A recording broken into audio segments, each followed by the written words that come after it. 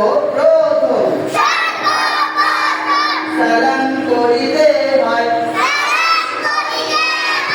আসসালামু আলাইকুম ওয়া রাহমাতুল্লাহ। সালাম দিলে দ্বিতীয়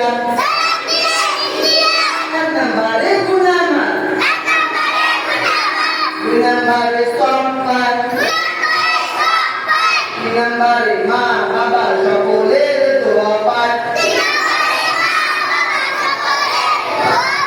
সালামের উত্তরে বলিতে হয়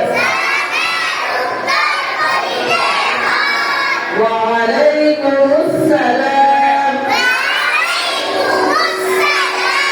ওয়া রাহমাতুল্লাহি